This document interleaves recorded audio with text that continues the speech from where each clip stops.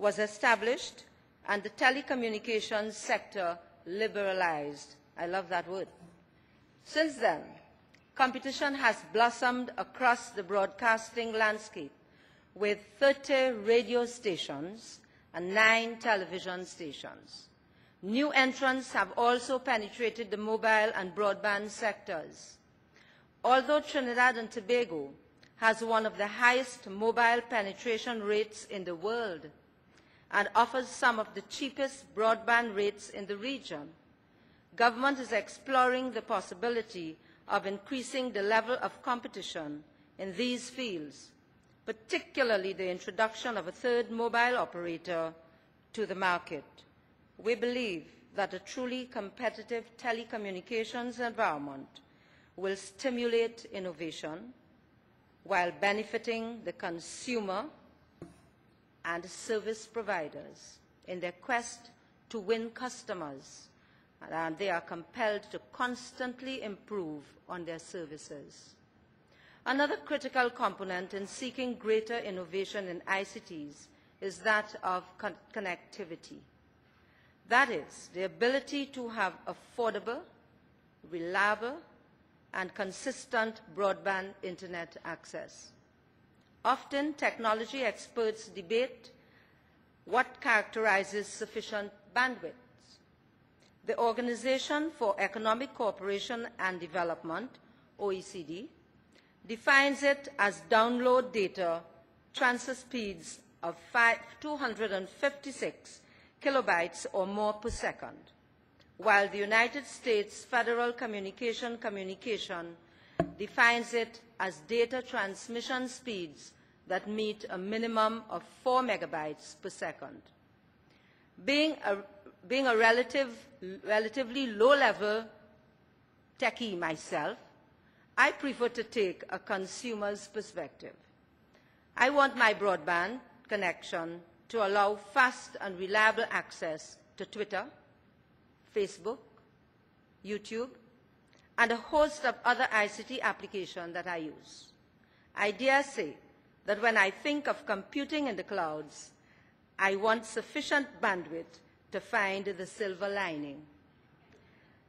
I believe that businesses and individuals alike share this broad definition. As such, through our gigabit plan, government will be seeking to sufficiently enhance the accessibility, affordability, and performance of broadband services across Trinidad and Tobago. ICT business innovation will also be strengthened through various incentives that encourage great usage of technology across businesses generally. For example, the Ministry of Trade and Industry's single electronic window, known as SU, will urge businesses to submit their import, export, and transit-related information online with the promise of a faster turnover. My colleague, the Honourable Minister of Finance, in his September 2010 budget address, informed of the establishment of the International Business Centre, the IBC, to work in tandem with the Economic Development Board and the Competitiveness and Innovation Council as part of a new thrust in investment promotion and innovation. The IBC will also be closely aligned to ETEC, which is charged with leading the business development of targeted non-energy sectors, including the ICT industry. Already underway is the development of ICT clusters to bring together the key players that will drive the commercial evolution of the sector and the establishment of business incubators to support fledgling entrepreneurial efforts. Another critical area to be addressed if innovation is to be successful is that of education. American physicist Dr. William Pollard once said, and I open quote, "Learning and innovation go hand in hand. The arrogance of success is to think that what you did yesterday will be sufficient for tomorrow. End quote. What a beautiful quote it is. Cognizant of the need to prepare our citizens for this brave new world, government has placed much emphasis on integrating technology with education. Having been a former educator myself, ICTs and education is a personal passion of mine, for it is critical that the education system of Trinidad and Tobago prepares the labour force of tomorrow with the requisite skills that will not only meet the needs of a growing dynamic ICT sector, but also allow them to strive as citizens in the 21st century. As you are aware, ladies and gentlemen, one of our government's promises was providing laptops to every Form 1 child entering secondary school as of 2010. And this is being currently realized, as you know, because we have started rolling out the computers into the secondary school.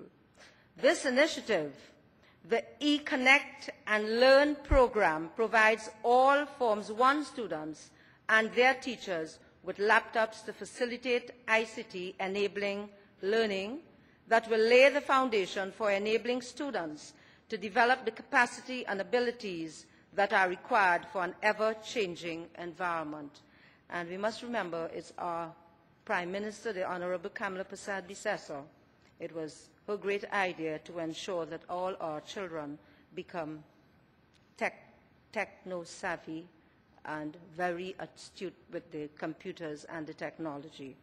Additionally, government is looking towards tertiary educational institutions as well to join in the efforts at creating ICT professionals that are critical thinkers, inventive and entrepreneurial, and non-ICT professionals that are techie savvy and can appreciate the value of ICT applications in their respective fields.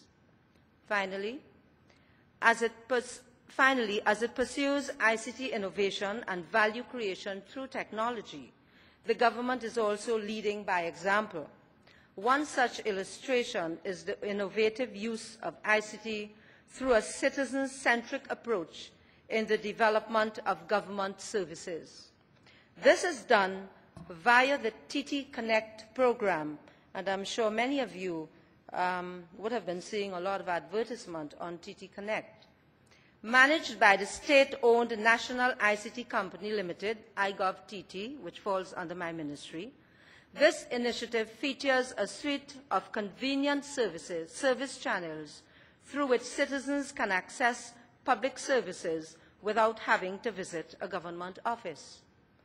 Already the recipient of several awards, TT Connect's growing list of accolades include a World Summit Award in 2009 from the World Summit on the Information Society, Project of the Year Awards for 2009, and 2010 from the Caribbean Association of National Telecommunications Organizations, and a fourth, a Social Contribution Project Award 2007 from the ICT Society. So we are collecting feathers in our cap. TT Connect contemplates no less than 6 different service delivery channels for convenient access to government information and services. 3 channels are already in use by the public, that's TT Connect Online, the National e-Government Portal, through which the public can access essential government information and services using the Internet, TT Connect Service Center, a chain of one-stop common service delivery counters at which citizens can access specific government information and services, and TT Connect Self-Serve, a suite of strategically placed automated kiosks which allows convenient access to government information and services through a user experience similar to that of the automated teller machines, the ATM, found in commercial banks. Ladies and gentlemen, the feedback on TT Connect from the public has been overwhelmingly positive.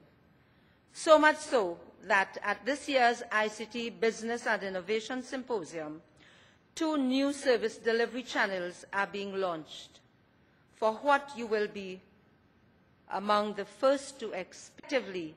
The TT Connect initiative is an example of technology working to create value, foster opportunities, and enhance the quality of life of our citizens through the provision of citizen-centric public services, 24 hours a day, 7 days a week in some instances. And ladies and gentlemen, you know when we are trying to make a call and we can't get through, how we get frustrated. So I guess we will be moving to resolve that problem. Ladies and gentlemen, in a dynamic and ever-evolving world, creativity, invention, and innovation are all key ingredients to transforming a society and changing it the way as the world moves on. As we advance in our digital development, I challenge you to use ICTs innovatively by creating applications for our local and regional contexts, streamlining processes, and developing new models and services that seek to address our particular needs. In turn, government in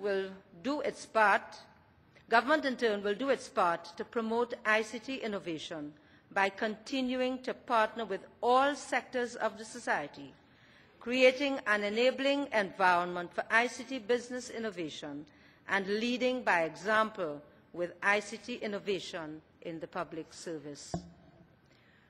And before I take my leave, I wish to once again commend the e-Business Roundtable, particularly Mr. Larry Hawaii, Chairman, and the Symposium Planning Committee for what will no doubt be a stimulating and thought-provoking 2 days of discussion.